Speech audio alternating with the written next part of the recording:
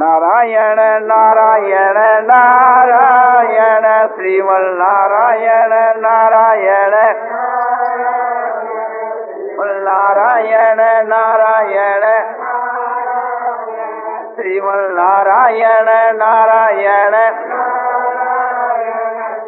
नारायण नारायण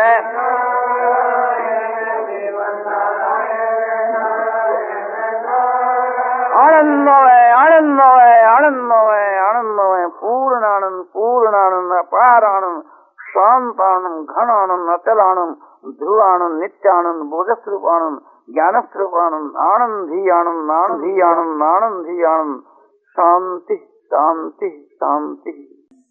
सूर्यवंशभूतानां ज्ञात्वा मां शांति मृच्छति। भगवान गीता की 5वीं अध्याय के अंत में 29 के श्लोक के उत्तरार्ध में कहते हैं सूर्यवंशभूतानां ज्ञात्वा मां शांति मृच्छति।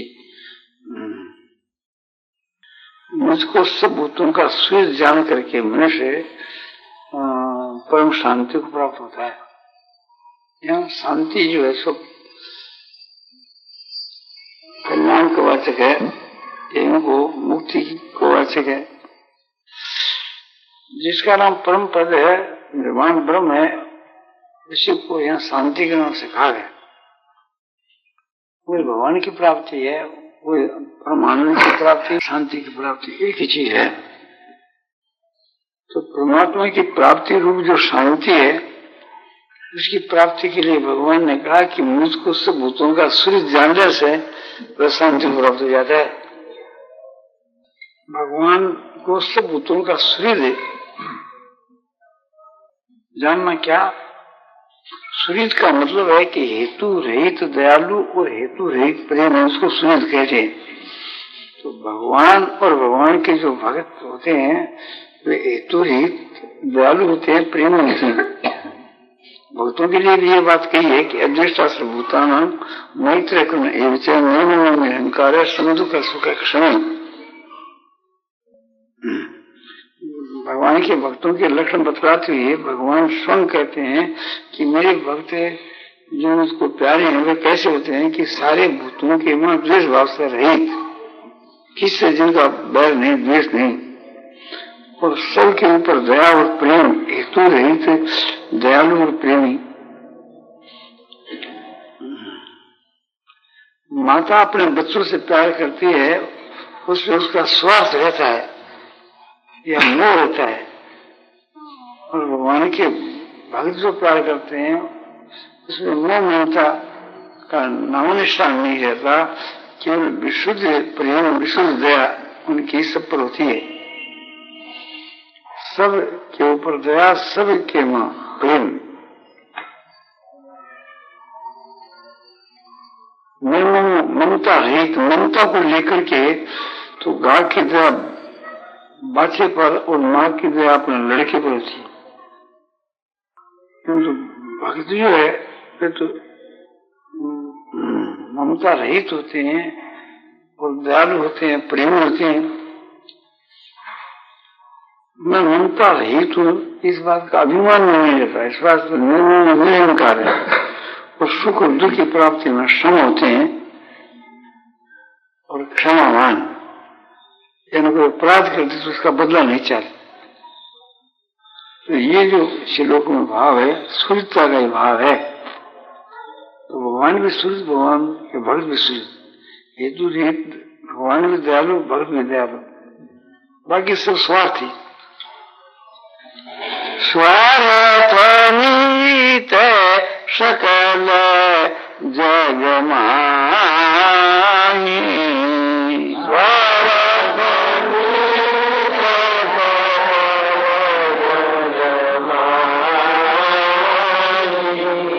स्वप्ने हो प्रभु परमार्थ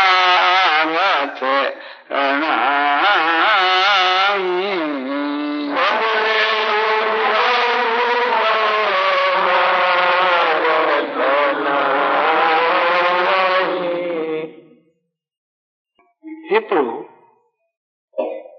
सब कोई स्वार्थ के मित्र हैं, जागृत की जो बात है, क्या सपने में भी कोई परमार्थ का मित्र नहीं है, यानी सभी स्वार्थी हैं, तो कोई भी नहीं है मिलो दो को छोड़, दो गुण भगवान, भगवान के भक्त। हेतु रहित जग जुगे उपकारी,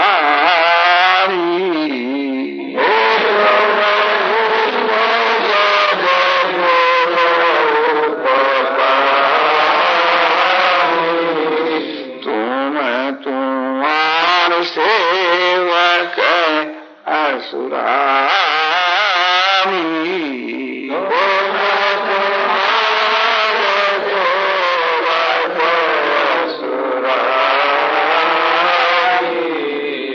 हे प्रभु, हे असुरी, हेतु रहित दयालु, हेतु रहित हित करने वाले या तो आप हैं कि आपका भक्त, आपका सेवक और दूसरा कोई।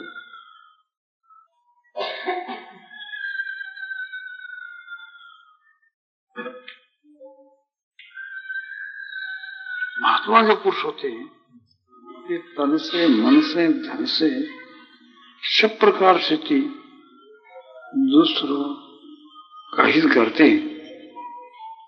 जिस किस प्रकार से दूसरों का हित हो ऐसा ही करते हैं।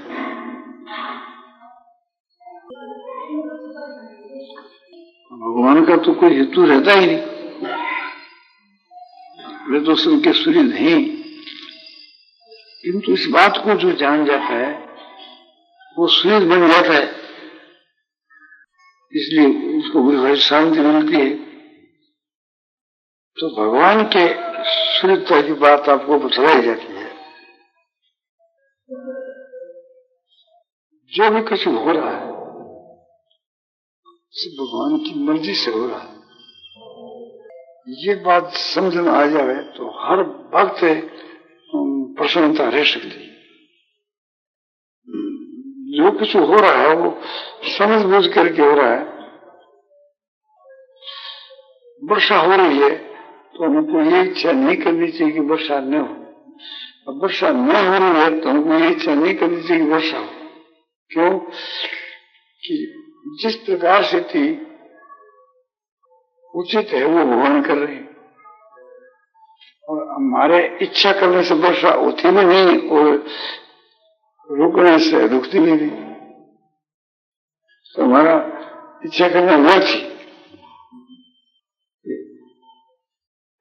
यदि कहो कि जिस समय वर्षा की आवश्यकता होती है तब वर्षा नहीं होती, जब वर्षा की आवश्यकता नहीं होती है तब वर्षा होती है, और जिस देश के वहां वर्षा की आवश्यकता वहां तो नहीं होती, जिस देश में वर्षा की आवश्यकता नहीं वहां होती है।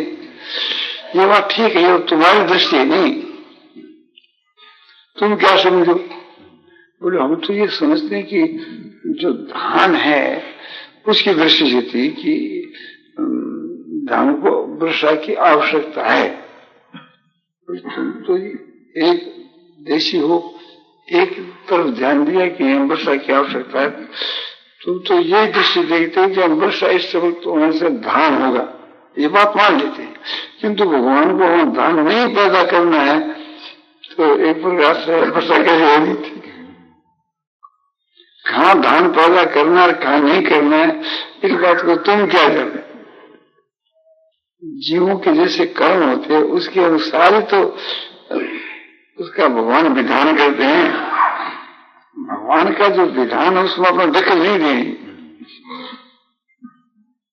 कोई माँ अपने लड़के को मारती है और दूसरा उसमें विघ्न डाले कि ये रोता है इसको मारो मत, तो क्या तुम्हारे को लड़का ज्यादा प्यारा है, उसकी माँ को प्यारा नहीं है? यदि ऐसा कहो तो कौन माने? मारने वाली माँ को लड़का अधिक प्यारा है, इतना तुम्हारा प्यार नहीं है। तुम्हारा प्यार तो दिखाने मात्र का है। एक बार लड़का भी खुश हो जाएगा कि हमारी कुछ करता है, किंतु लड़के का उसमें हित नहीं है। लड़के का हित तो माँ की मार नहीं है।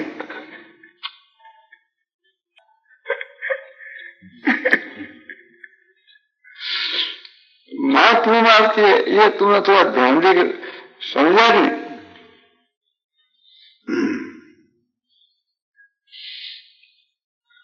लड़का बदमाश है, दूसरे लड़कों को बिना कसूर मारता है, गाली काटता है, माँ समझाती है, माँ की बात मानता नहीं, तो माँ उसको मारती। क्यों मारती है? उसकी बुरी आदत छुटाने के लिए।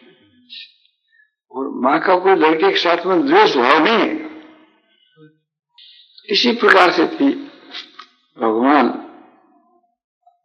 हम लोगों को देखने में जो कष्ट प्रतीत होता है देते हैं हमारे हित के लिए। भगवान जितना हमारा हित सोच सकता है इतना माँ भी नहीं सोच सकती।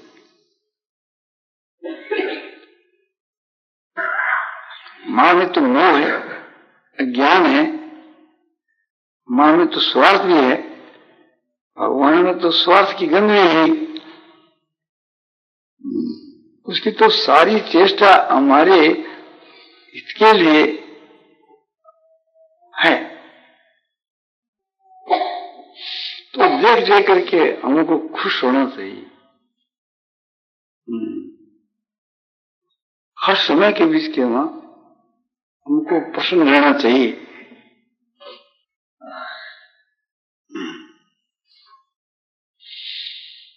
जो कुछ हो रहा है ये सब भगवान की लीला हो रही है। जब यह बात समझ में आ जाए तो इतनी प्रसन्नता उत्तर उत्तर बढ़े कि वो उसको बर्दाश्त नहीं कर सके।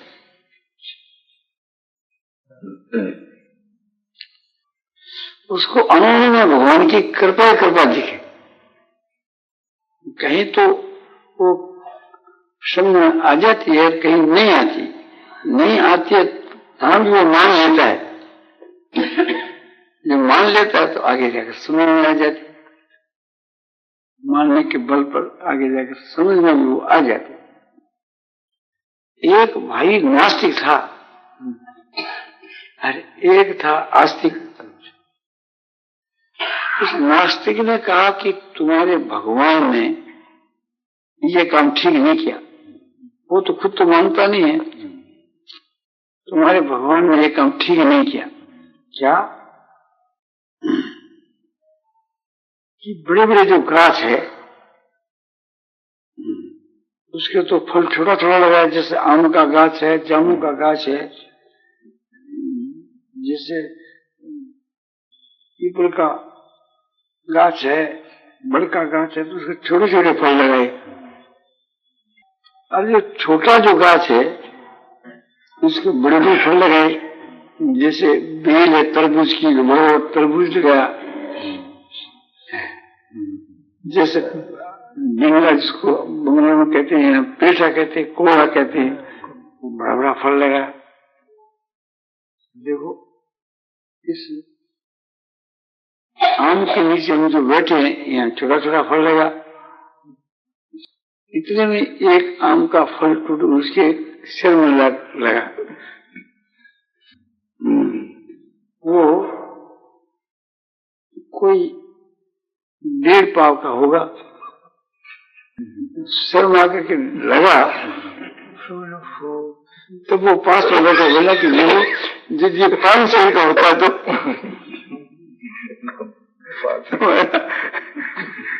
क्या होगा?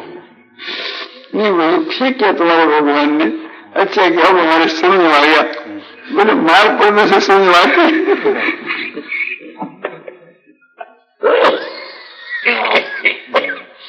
तो नास्तिक वास्तिक हो गया। तो ये समझ लेना चाहिए कि भगवान की भूल होती ही नहीं। भगवान जो कुछ करते हैं समझ बूझ कर करते हैं। भगवान ने जो कुछ हम लोगों को दिया है आत्मा के कल्याण के लिए दिया है। और जितनी वस्तु दी है हमारी आत्मा के कल्याण के लिए इतनी काफी है। और इससे और अधिक की कोई जरूरत नहीं। जरूरत समझते तो भगवान देते। और परमात्मा की प्राप्ति के लिए न कोई धन की जरूरत है, न पुत्र की, न स्त्री की, न कोई ऐश्वर्य की जरूरत है। तो जो कुछ दिया है ये अधिक मात्रा में दिया है, इतनी की भी आवश्यकता नहीं थी। और तुम्हारे ऊपर विश्वास करके भगवान ने तुम्हारे को ये अधिक दे दिया। अब तुम इसको भगवान के काम में लगा दो। तुम्हारा विश्वास करके भगवान ने दिया है तो तुम इसको भगवान की चीज को भगवान के काम में लगा दो। रुपया भगवान के काम में लगाना क्या कि जिससे लोगों का परम हित हो उस काम के लिए रुपया खर्च करो। तुम अपने निजी काम में इतना खर्च मत करो।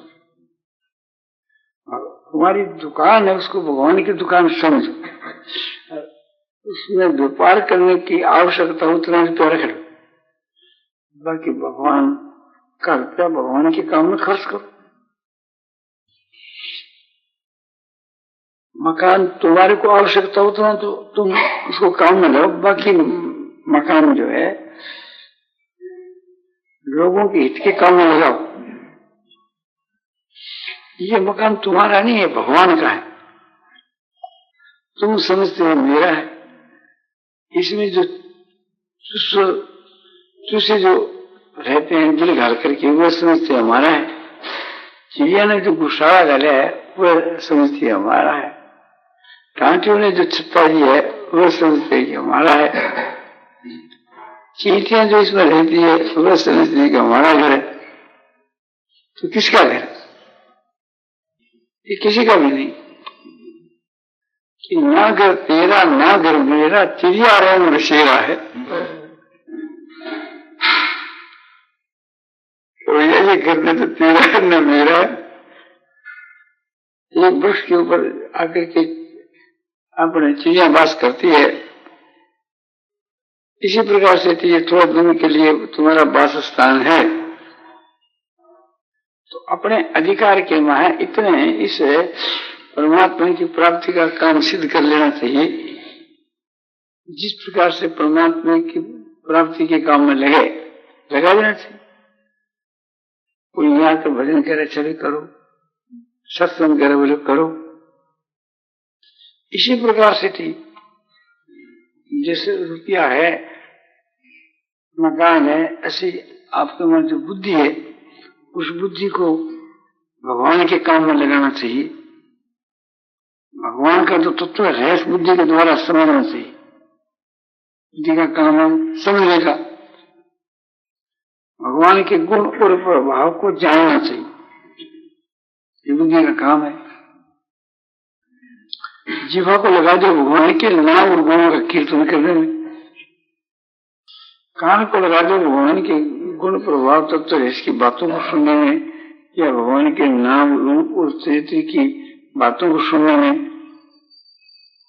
नेत्रों को लगा दो प्रभु के प्यारे जो पुस्तकों का दर्शन करने में, या पुस्तक पढ़ने में जिसमें ज्ञान वैराग्य भक्ति की बातें हो, जो भगवान की प्राप्ति में सहायक हो, उन पुस्तकों को पढ़ने में नेत्रों को लगा दो। मन को लगा दो भगवान के ध्यान में, हाथों को लगा दो सब में भगवत बुद्धि करके सबकी सेवा के काम में। इस प्रकार से सारी इंद्रियों का उचित उपयोग करो। इसलिए भगवान ने सब चीजें दी। रुपये चले जाए तो चिंता मत करो। एक तो इसलिए नहीं करना चाहिए कि भगवान ने तुम्हारे को जो रुपये दिए थे तुम उचित काम में लगाए नहीं, इसलिए भगवान ने अपना वापिस छीन लिया, मंगा लिया। दूसरी बात यह है कि ये रुपये तुम्हारे लिए बाधक थी, परमात्मा की प्राप्ति में बाधक थी। भगवान ने तो दिए थे तुम्हारी आत्मा के कल्याण के लिए, तुमने लगा दिए क्योंकि भगवान, तो ये तुम्हारे लिए बाधक हो गए। शास्त्रों के द्वारा, महात्माओं के द्वारा तुमको बहुत समझाया गया, किंतु किसी की बात तुमने सुनी नहीं, तब भगवान ने अपना वापिस मंगा लिया। ये भी तुम्हारे हित के लिए मंगाया है। तुम इसका उपयोग ठीक नहीं करते थे, दुरुपयोग करते थे, तो तुमको पाप से बचाया है। भोग और पाप ये मुक्ति में बाधक है। तुम्हारे को लड़का दिया कि तुम लड़के का जन्म करके उसको गीता सिखलाओ, भगवान का नाम सिखलाओ, रटन कराओ। जैसे कोई सुआ और मैना को पढ़ाते हैं और उससे भगवान का नाम सिखलाते हैं कि नारायण नारायण या हरिराम हरिराम, कोई भी भगवान का नाम उसको सिखलाते हैं। जब पक्षियों को एक प्रकार से नाम सिखलाया जाता है तो तुम्हारा लड़का के पक्षी के समान भी नहीं है, उसको रटाओ और उसके कानों के बीच के वहां अध्यात्म भी से सुनाना चाहिए और वो एक बात उसको सिखलानी चाहिए कि तुम्हारा लड़का भगवान का भक्त बन जाए। तो इसमें तुम्हारा भी कल्याण, लड़के का भी कल्याण, औरों का भी कल्याण, सबका इसमें परम हित है। तुम ये तो सिखलाते नहीं, लड़का तुम्हारा उद्दंड होता जा रहा है, कर्तव्य का तो त्याग न करने योग्य कार्य को तो करता नहीं, न करने योग्य कार्य करता है। ये उद्दंडता, ये प्रमाण, तो ये लड़का प्रमादी हो जाएगा तो भाग में तुम्हारे लिए हानि का होगा। तो तुम्हारे साधन में, वर्तमान के साथ में और भविष्य के साधन में बाधा में आ जाएगा, इसलिए उसको मार दिया, अपने पास भगवान बुला लिया। किसमें तुम्हारा भला है, इस बात को जितना भगवान समझते इतना तुम नहीं समझते, तो इसलिए इसमें अपनी अक्ल लगाई नहीं। भगवान ने जो किया बड़ा अच्छा किया। मनुष्य को अपनी आवश्यकता घटा देनी चाहिए, उसमें मनुष्य का कल्याण बहुत शीघ्र हो जाता है। और भगवान उसकी आवश्यकता घटाते हैं तो उसमें कल्याण तो होता है किंतु विलंब लगता है। तुम्हारे पास बहुत सी संपत्ति है तो अब तुम उस संपत्ति को अपने शरीर निर्वाह के लिए कम खर्च करके बाकी सब दूसरों के हित के लिए खर्च करना शुरू कर दो, तो ये तो तुम्हारे कल्याण का मार्ग है। और इससे विपरीत खर्च करो तो ये उल्टा मार्ग है। तुम विपरीत काम में खर्च करते हो, लोगों का अनिष्ट करने में और अपनी काम वासना पूर्ण करने में, भोग भोगने में, परमार्थ में खर्च करते हो, तो उसका फल होता है पाप। तो तुम्हारे को पाप से बचाने के लिए भगवान ने संपत्ति नष्ट कर। जैसे पतंगे जानवर है जिसको सर्प कहते हैं ना, जब आपने बिजली की रोशनी करी तो वे जानवर आकर के पड़ते हैं, मरते हैं। लालटेन के ऊपर पड़ते हैं, दीपक के ऊपर पड़ते हैं।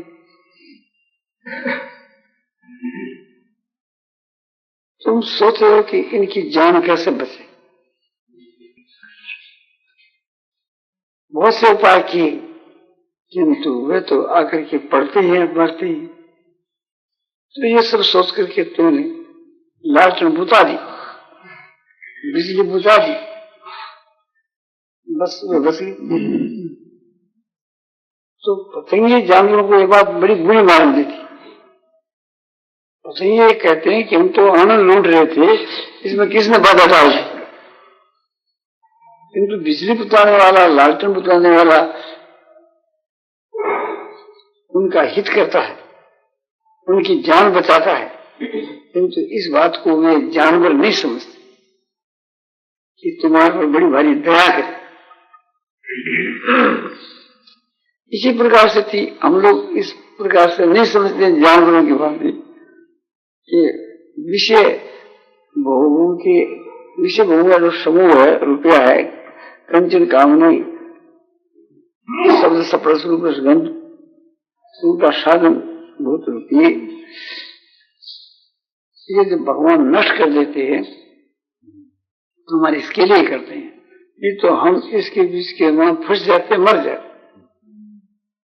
भगवान ने देखा कि विषय भोगों के वहां एकदम फंस गया और फंस रहा है, तो इसके लिए ये उपाय है कि ये इस चीज को नष्ट कर दो।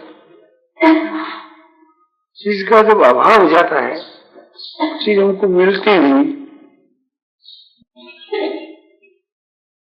तो फिर आप ही तरस कर रहे हैं। इसमें भी हमारे लाभ तो है, किंतु पूर्ण लाभ है तो विषय भगवान में फंस करके मरते उसे बच गए, तो भगवान उसका विनाश कर डाला। भगवान ने यह जो संपत्ति हमारे को दी है, आत्म उद्धार के लिए दी है, हम उसका दुरुपयोग करने लगे, इसलिए भगवान ने बड़ा अच्छा किया। उत्तम बात तो यह है कि भगवान की दी हुई चीज भगवान को हम सौंप दें कि प्रभु आपने मुझको स्वतंत्रता दी, ये सब पदार्थ दिए, किंतु मैं उसके लायक नहीं हूं, इसलिए आपकी चीज में आपको वापस लौटा देता हूं। ये ईमानदारी, इससे उसका जल्दी कल्याण हो जाता है। भगवान को लुटा देना क्या है कि भगवान के काम में लगा दे, उसमें अपना उठा लेगा। जैसे थोड़ी सी दूर के बीच के में अपना है, ये मेरी स्त्री, ये मेरा धन, ये मेरा मकान, ये मेरा शरीर, बाकी सारी दुनिया में तो एक प्रकार से अपनता नहीं है, उसमें तो जो मेरापना नहीं है, जिसमें मेरापना नहीं है वो चीज जब नष्ट हो जा रहा है तो वो दुख नहीं होता, और जिसमें मेरापना है उसके विनाश होने पर हमारे को दुख होता है। तो थोड़ी सी दूर में जो मेरापना है वो भी वहां से हटा करके उठा करके भगवान के समर्पण कर दे। ये मकान किसका? भगवान का। ये स्त्री किसकी? भगवान की। ये धन किसका? भगवान का। तू किसका? भगवान का। तो थोड़ी सी दूर में जो मानता है उसको उठाने के साथ ही मुक्ति हो जाती। जैसे सागर के मां एक बुदबुदा हो, इतने स्थान के मां अपनता है, बाकी तो मुक्त हो गई। सागर की माप के संसार, सारी संसार से हम मुक्त हो बैठे और थोड़ी सी दूर में फंसे हुए, तो बाकी तो भगवान ने तुम्हारे से सब चीजें दूर कर दी। फिर तो भगवान की बड़ी दया हुई, तो संसार से तुम्हारा अधिकार उठा दिया। अब थोड़ी सी दूर में तुम्हारा अधिकार है तुम्हारे शरीर के ऊपर, और इस शरीर से संबंध रखने वाली चीजें जिसको तुम ये मानते हो कि मेरी, इतनी दूर के ऊपर तुम ख्याल करके देख लो कि सागर कितना बड़ा और बुदबुदा कितना बड़ा। बुदबुदा एक समझो मूल के समान, और सागर का कोई पार ही नहीं चलता। तो संसार का कोई पार नहीं है, अथा सागर के जो संसार है, तो वहां से तो तुम मुक्त हो गई। चाहे कोई मरे कोई जिए, चाहे समझो कि प्रलय हो जाए, उसकी किसी की चिंता फिक्र नहीं बिल्कुल। और थोड़ी सी दूर के बीच के मन जो है तुमने ममता कर ली, तो जैसे सारी दुनिया की ममता तुम्हारे से भगवान ने छीन ली, अब तुम्हारी मुक्ति में थोड़ी सी बाधा है, तब कृपा करके तुम उसको उठा दो, तो बस तुम्हारी मुक्ति हो। तुम आप ही अपना बंधन कर रखे हो। भगवान ने तो एक प्रकार से बड़ी दया करी कि कितनी बड़ी चीजों की है, सबसे तुम्हारी ममता पहले से उठा दी। तो इतनी कृपा तो भगवान ने की तुम्हारे ऊपर, और थोड़ी कृपा तुम अपने पर करो कि प्रभु आपने कृपा करके बड़ा अच्छा काम किया कि किसी में मेरी ममता नहीं रहने दी, थोड़ी दूर में मेरी ममता, इसको मैं उठा देता हूं। अपने आप को, और जिसमें मेरापना है, ऐसे सब पदार्थों को भगवान के समर्पण कर दे, मैं इस सृष्टि के शामिल कर दे। ये सब चीज भगवान की, और जिस पर मैं अपना अधिकार बना रखा हूं वो भी भगवान की। किसी के भी कोई लड़का पैदा होता है या लड़की पैदा होती है या नई लड़का पैदा होता है, तो सब में हमारी संबुद्धि है। कोई भाई आता है कि आज देरी क्यों करी, बोलो आज हमारे एक लड़की पैदा होगी, उसके काम में लगे। ठीक है भैया, अपना भाग खाएगी क्या? लड़की आती है, अपना भाग साथ में लेकर आती है, उसको उपदेश देती। कोई आया, आप 5-7 दिन में यहाँ नहीं थे, बोले हाँ घर में हमारा लड़का गुजर गया। कोई बात नहीं, तो उसका तुम्हारा इतना ही सहयोग था, जैसे महात्मा किसी को उपदेश देते ऐसे वहां महात्मा बन जाते।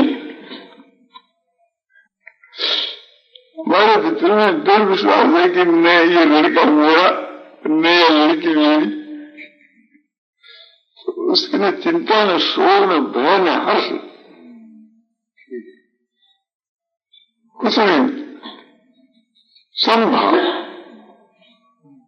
तो विषमता किसमें है कि जिसमें ममता, इसमें मन के अनुकूल, मन के प्रतिकूल, मन के अनुकूल, मन के प्रतिकूल दिन भर होता रहता है। अनुकूल के मां हर्ष, प्रतिकूल के मां दुख, अनुकूल के बीच के मां राग, प्रतिकूल के मां द्वेष। तो राग, द्वेष, हर्ष, शोक जो है दिन भर होता रहता है, जलते रहते हैं। तो भगवान ने दया करके सारी संसार में से ममता उठा दी पहले से ही, तो मालूम कितनी मुश्किल होती। तो अब थोड़ी सी दूर में तुम्हारी ममता, उसको तुम उठा दो, बस ममता उठी। महात्मा हुए, ज्ञानी हुए। तो बोले जो साधु होते हैं वे तो अपने घर को छोड़ करके जंगल को चले जाते हैं, उसने तो सब कुछ त्याग दिया, किसी चीज में ममता नहीं रही, उसकी तो मुक्ति हो जानी चाहिए। तो प्रथम तो घर को छोड़ के गया, किंतु घर वालों में और घर में उसकी ममता नहीं रही, घर को छोड़ दिया, साधु हो गया। अपने गांव का कोई आदमी आता है, पूछता है कि अमुक आदमी को तुम जानते हो? हाँ बोला जानता, बोले वो मेरा लड़का है। वो सब खुशी है ना? हाँ बोलो खुशी है। तो 3 भाई थे, एक तो मर गया, 2 कायम है। एक कैसे मर गया कि डाकू लोग आए, उसको मार करके धन था वो ले गई। बड़ा जुल्म किया, बड़ा जुल्म किया। तो अभी उसमें ममता है कि मेरा घर है, मेरा मकान है, मेरे रुपये हैं, मेरे लड़के हैं, सरकारी, उसका अभिमान अभी है। तो वो वहां से चला गया, किंतु आसक्ति और ममता साथ में ले गया। घर छोड़ दिया, परिवार छोड़ दिया, दूसरा गए, तुम उसको सब छोड़ दिया, फिर क्यों उसको याद करते? उससे भी और बड़ी ममता वहां से सब इकट्ठे करके अपने भीतर में भर शरीर के। यहाँ कहां पर रहते हो? कुटिया में रहते, कुटिया पर है, ये आपकी कुटिया पर है। कुटिया जीर्ण शीर्ण हो रही है। हाँ बोला भैया हो रही है, तुम दयालु हो यदि इसको उचित हो तो बढ़ा दो। मेरे बाबा जी हमारे पास 100 रुपया नहीं। अच्छा कोई धनी आदमी से कोशिश करके बना दो। अच्छा बाबा जी कोई मौका लगेगा तो कहेंगे। बाबा जी कहते तेरा फिर कौन कहता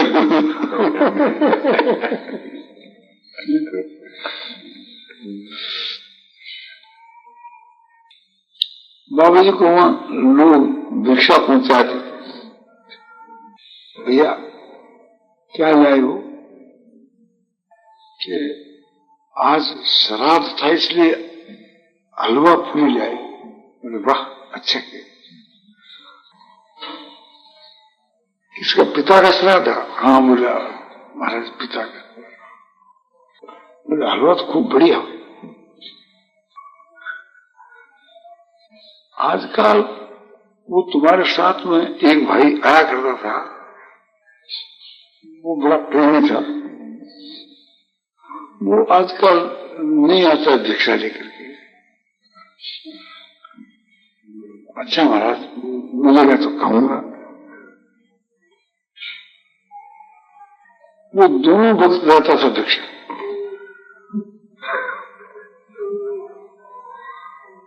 आजकल शरीर में ताकत कम हो गई, थोड़ी दूध की भी आवश्यकता पड़ जाती है, किंतु हम पैसे नहीं रखते।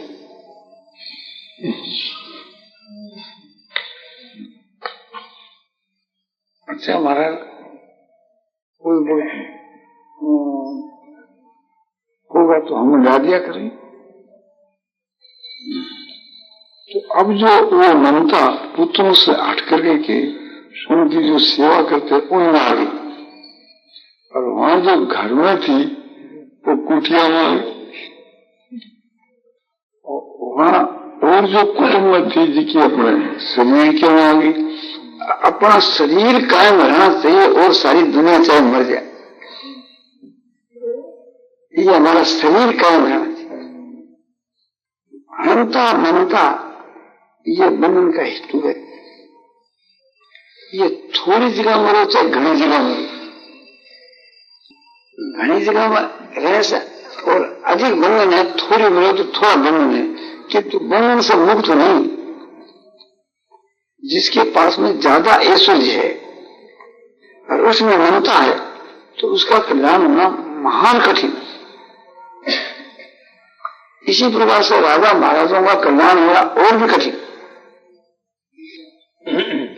और जिसकी ममता छोटी है उसका कल्याण सहज में हो सके। परंतु जब तक देह के महंता ममता है तब तक कुछ भी नहीं।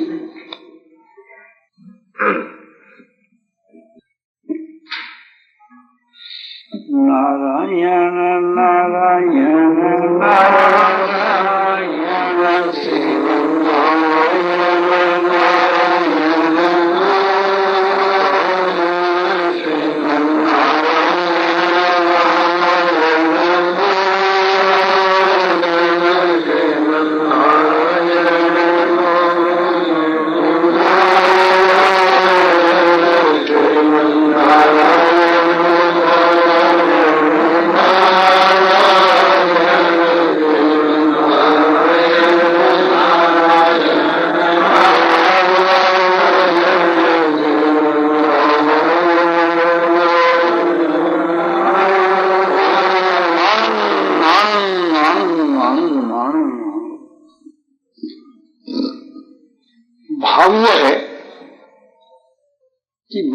त्याग भी अच्छा है, किंतु जब तक अहंता ममता है और पदार्थों के वहां शरीर के वहां आसक्ति है, कामना है, तब तक शांति उनसे बहुत दूर है।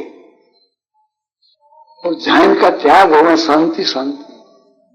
विहाय कामान ये सर्वान पुमान सर्ति निष्प्रियो निर्ममो निरहंकार स्वशांति निधि गच्छति। ये पुमान जो पुरुष संपूर्ण कामनाओं का त्याग कर करके और अहंता ममता उस प्रिय से रहित होकर के संसार में विचरता है, वह शांति हो पाता है। तो सब चीज परमात्मा की है। इस प्रकार से सब कुछ परमात्मा के समर्पण करने के साथ ही शांति मिलती है। तो जिन पदार्थों के बीच में अहंता ममता नहीं है, आसक्ति और कामना नहीं है, वो तो भगवान की कृपा से अपने आप से त्याग हो रहा है। और थोड़ी दूर के बीच में तुम्हारी अहंता ममता आसक्ति और कामना है, उनका तुम त्याग कर दो, अर्थात उन सब चीजों को भगवान के समर्पण कर दो। जब ऐसा तुमने कर दिया तो बस परमात्मा की प्राप्ति उसी वक्त हो चुकी। तो उसकी पहचान, मेरी पहचान तो साफ है। जिसमें अभी तुम्हारी अहंता ममता है, जिसमें तुम्हारी अहंता ममता नहीं है, तो अहंता ममता नहीं है, वहां लाभ और हानि में तुम्हारे को हर्ष होता है। तुम्हारी दुकान के सामने की दुकान है, उसको कभी लाभ होता है, कभी नुकसान होता है। या दूसरे बाजार में बहुत सी दुकानें हैं, उनमें किसी का नफा किसी में नुकसान होता है। तुम्हारे को पता है इस साल में किसको क्या नफा है क्या नुकसान है, मुझे पता नहीं है। अब वो दीदी अगर कह दे आदमी कि मेरे ये नफा है कोई मेरा नुकसान हुआ, तो तुम्हारे को हर्ष होता है, बोले नहीं होता। इसी प्रकार तुम्हारी दुकान के वहां जो लाभ नुकसान नफा और होने से वो स्थिति हो जाए तो तुम समझो कि भगवान की अर्पण हो चुकी सब चीज। ये तो प्रत्यक्ष परमानस के वास्ते है, तो कसौटी है। जैसे किसी दूसरे मोहल्ले में किसी के लड़का पैदा हुआ या किसी की लड़की पैदा हो गई, किसी का कोई मर गया, तुम्हारे पास खबर आई कि भाई इस तरह उसके एक आदमी का लड़का एक लड़की हुई, तो उसका कोई तुम्हारे पर असर होता है? बड़ा कुछ नहीं। तो इसी प्रकार से तुम्हारे घर में भी मिल जाए तो उसका वैसा असर होना चाहिए। बोले ये तो थोड़ी हमारी जिम्मेवारी है, इस वास्ते कोई मर जाए तो उसको कफन में देना, कोई पैदा हुआ है तो कोई गाय को बुलाना तो वो बुलाना हमारा फर्ज हो जाता है। ठीक है, तुम्हारे घर के में कोई वास करता है, तुम्हारे पड़ोस में कोई वास करता है और उसके घर का कोई पुरुष नहीं है, उसको कोई नाम मिल जाए तो उसको तुम नहीं उठाओगे, वो तुम्हारा फर्ज है नहीं। बड़ा फर्ज है। तो बोले ये पुलिस में कोई पड़ोसी का मिल जाए उसको ले जाए फूंकिया फूंकिया, पड़ोसी के लड़के को जाकर फूंकते हो, तुम्हारे एक प्रकार से फूंकते हो, मेरे फूंकते हैं, ऐसे तुम्हारे लड़के को फूंक दो। उसमें फर्क क्यों आती? फूकने के वास्ते वो बुराई नहीं है। डॉक्टर को बुलाना पड़े तो पड़ोसी के लिए बुला दो, उसके लिए बुला दो, किंतु उसमें कोई फर्क नहीं रहना चाहिए।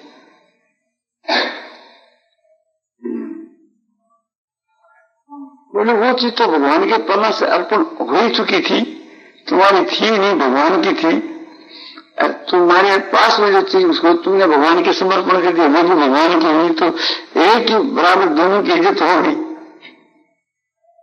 अब तो दोनों समान भाई रहना थी, तो समझ जाना चाहिए कि हाँ सब चीज भगवान की अर्पण हो चुकी। अब जो कुछ हो रहा है, तो जैसे भगवान की लीला को देखकर खुश होते हैं, वो तो नकली लीला है, ये असली लीला। इसे बहुत ज्यादा प्रसन्नता होनी चाहिए। कोई भी काम हो रहा है देख उसको खूब खुश होना चाहिए। बोलो किसी के यहाँ आग लगी तो भी खुश हुए,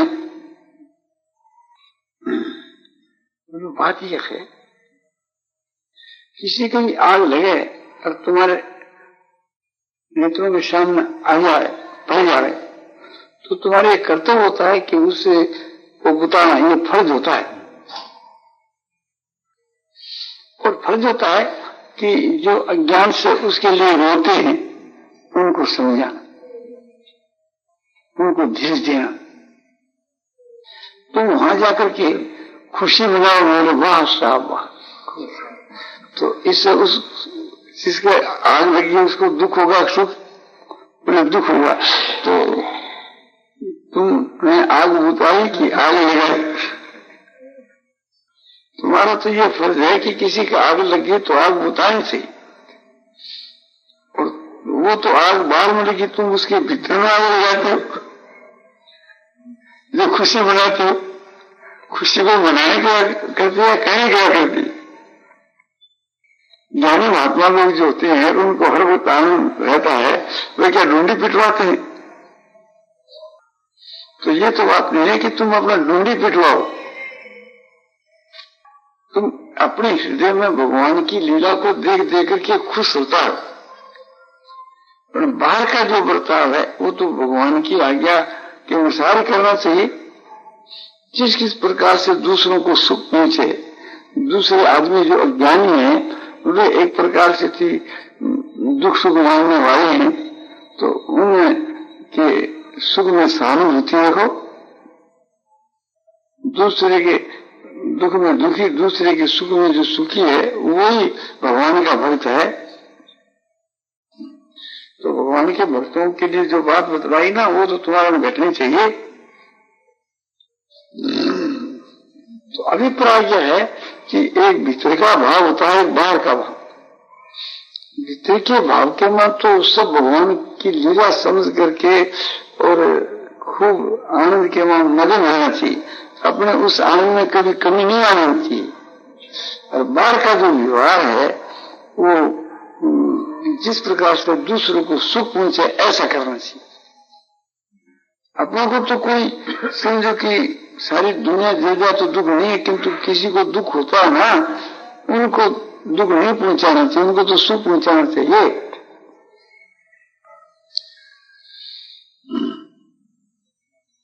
भगवान जो कुछ कर रहे हैं वो सबका हित ही कर रहे हैं। कोई डॉक्टर बालक के ऑपरेशन कर रहा है और बालक रो रहा है, तो बालक को ये समझाना चाहिए कि ये जो ऑपरेशन किया गया है तुम्हारे हित के लिए कहा गया, इसका परिणाम तुम्हारे लिए अच्छा होगा, तुम रो मत। इसी प्रकार किसी का लड़का मर जाए तो उसको ये समझाना चाहिए कि ये तुम्हारे प्रारब्ध का फल है,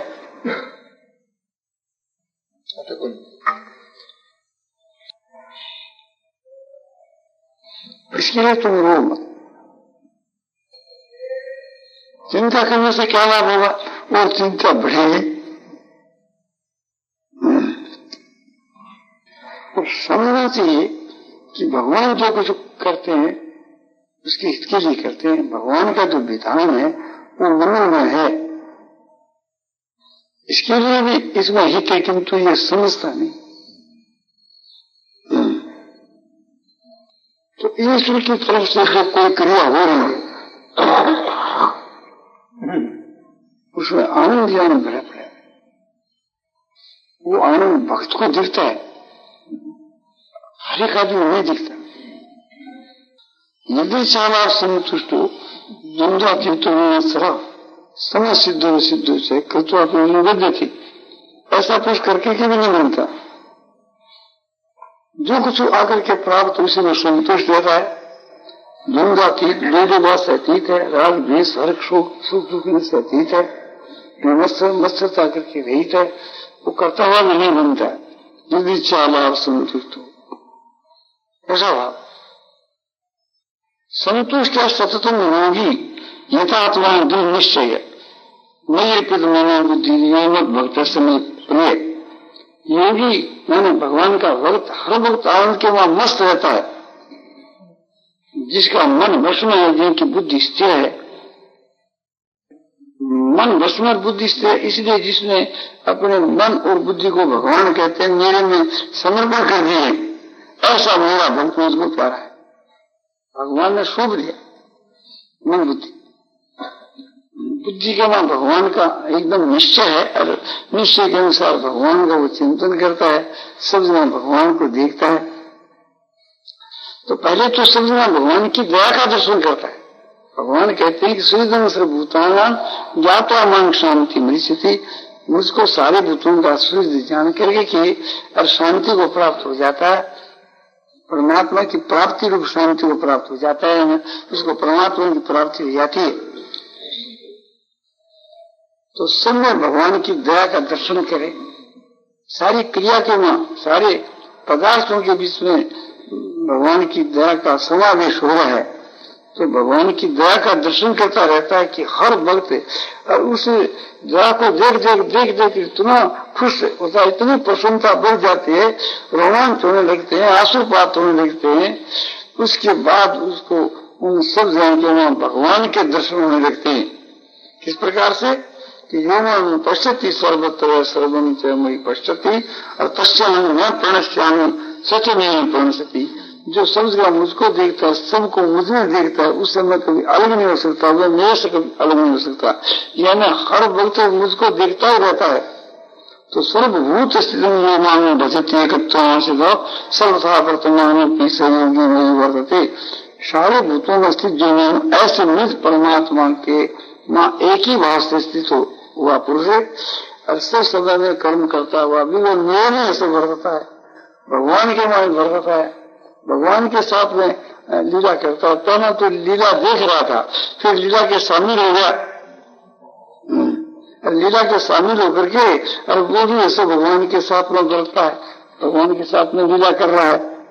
तो इस प्रकार से थी हमको सब में भगवान की दया देखनी चाहिए, फिर अपने भगवान की लीला देखनी चाहिए, फिर लीला के शामिल होकर लीला करनी चाहिए। दूसरा देखेंगे कि जैसे लोग करते हैं ऐसे ये करता है, और वो वास्तु के बीच के वहां भगवान की लीला ही सब कर रहा है। नारायण नारायण